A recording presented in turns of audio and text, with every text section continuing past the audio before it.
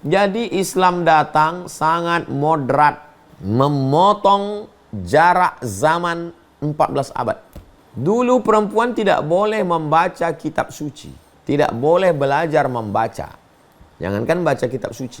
Ketika Islam datang, perempuan meriwayatkan hadis. Baca tarajim rijal, biografi periwayat hadis. Berapa banyak periwayat perempuan-perempuan. Dari kalangan sahabat, dari kalangan tabi'in, dari kalangan atba' tabi'in. Bahkan ketika kami belajar di Maghribi Maroko, Darul Hadis, salah satu dosennya, Dr. Faridah Zammaru, adalah perempuan, menjadi dosen. Dan dia belajar kepada Dr. Rawandi.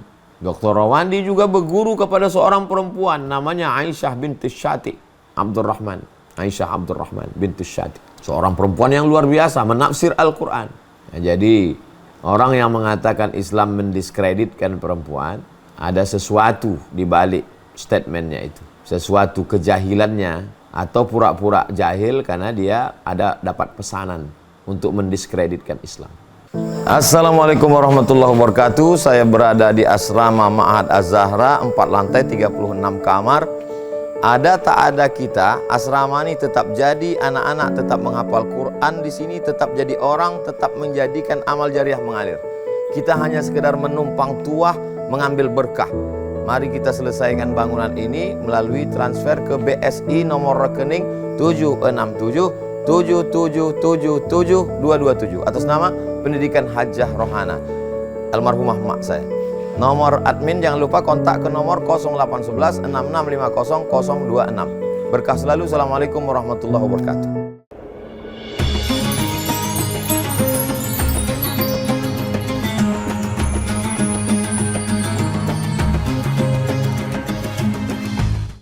Fitrahnya perempuan ini sering jadi perdebatan, Ustaz.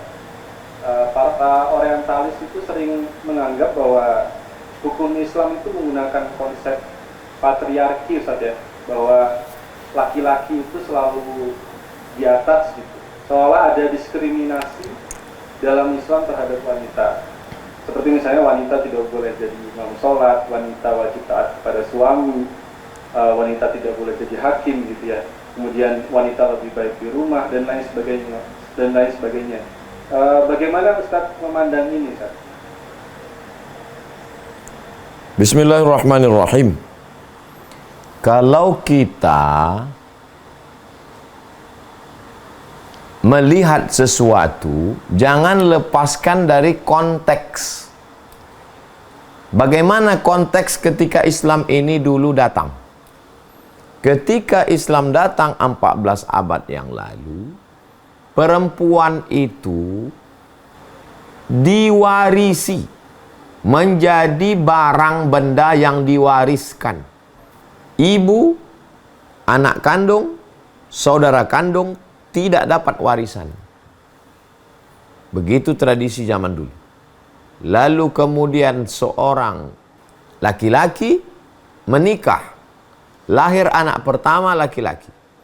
Habis itu si laki-laki tadi menikah yang terakhir saat dia sudah tua punya istri lagi, karena mereka zaman dulu poligaminya tanpa batas.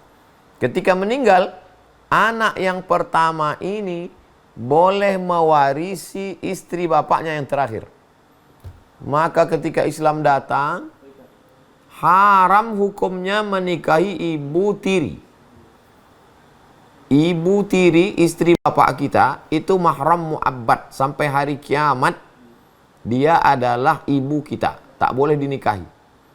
Dan kalau seorang laki-laki meninggal, istri dapat 1/4 kalau tidak ada anak. Kalau ada anak dapat 1/8. Ibu ada kalanya dapat 1/3, ada kalanya dapat 1/6. Lalu kemudian anak perempuan lizzakari mithlu hazzil unsayain. Perempuan mendapat 2 kali bagian anak laki-laki.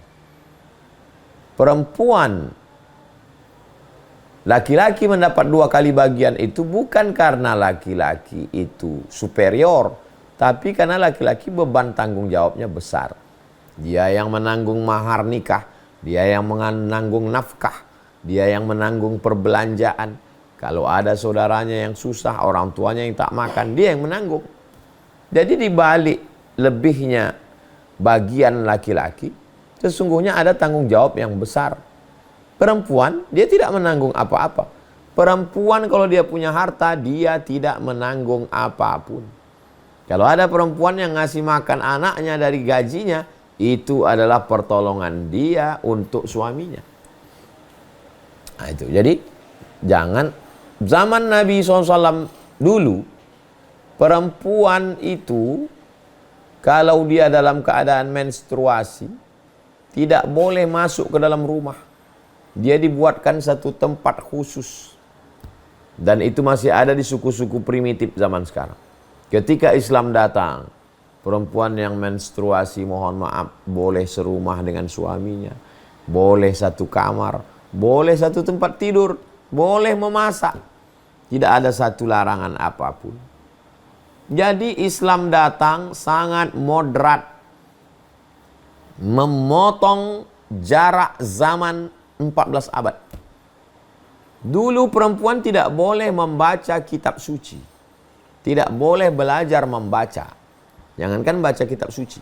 Ketika Islam datang, perempuan meriwayatkan hadis. Baca tarajim rijal, biografi periwayat hadis. Berapa banyak periwayat perempuan-perempuan. Dari kalangan sahabat, dari kalangan tabi'in, dari kalangan atba' tabi'in. Bahkan ketika kami belajar di Maghribi Maroko, Darul Hadis, salah satu dosennya, Dr. Faridah Zammaru, adalah perempuan, menjadi dosen. Dan dia belajar kepada Dr. Rawandi. Dr. Rawandi juga berguru kepada seorang perempuan, namanya Aisyah binti Syati Abdurrahman. Aisyah Abdurrahman binti Syati. Seorang perempuan yang luar biasa menafsir Al-Quran. Ya, jadi orang yang mengatakan Islam mendiskreditkan perempuan, ada sesuatu di balik statementnya itu. Sesuatu kejahilannya, atau pura-pura jahil karena dia ada dapat pesanan untuk mendiskreditkan Islam. Demikian. Wallahu a'lam bishawab. Baik, alhamdulillah terjawab sudah. Jadi sebenarnya aturan-aturan yang ada ini dalam rangka memuliakan, Ustaz. Ada beda cara pandang tentang memuliakan. Menurut Islam, memuliakan perempuan itu adalah dengan menutupinya, menutup rambutnya, menutup wajahnya, menutup dirinya. Sedangkan Barat, makna memuliakan adalah membukanya, melepasnya atas nama isu-isu wanita, isu-isu gender. Kenapa? Kenapa meledak gender ini?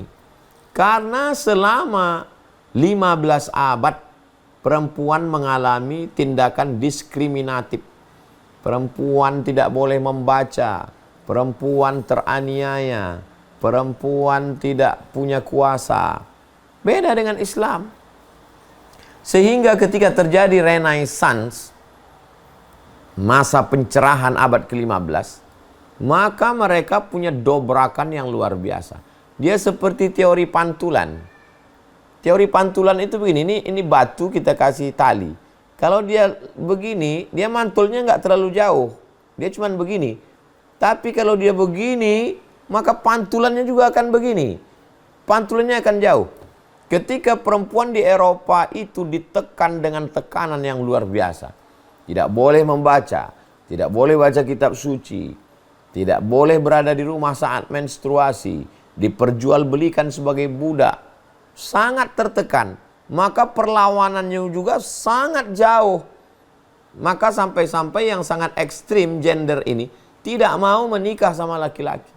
Karena dia anggap laki-laki ini menginjak perempuan selama 14 abad. Maka muncullah gambar perempuan dengan berotot, kami bisa tanpa laki-laki. Itulah gender yang paling ekstrim. Islam memuliakan perempuan itu dengan menutup. Mereka memuliakan perempuan itu dengan membuka, dengan membebaskannya. lari dari ajaran agama. Kenapa mereka meninggalkan agama? Karena kejahatan tokoh-tokoh agama. Judul bukunya Dark History of Pope. Sejarah hitam para Pope. Tulis saja di Google. Dark History of Pope. Lengkap di dalam itu. Bagaimana kejahatan tokoh-tokoh agama di abad pertengahan membuat orang menjadi anti agama. Maka muncullah apa yang disebut dengan agnostik. Agnostik orang percaya sama Tuhan tapi tidak mau beragama. Karena tokoh agamanya jahat-jahat. Akhirnya muncullah anti agama. Tapi tidak anti Tuhan. Ketika ditanya, kamu percaya sama Tuhan? Percaya. Tapi beragama. Tuhan terlalu besar untuk diklaim oleh satu agama. Kenapa? Karena ada sakit hati. Dark History of Popes. Vice, Murder, and Corruption.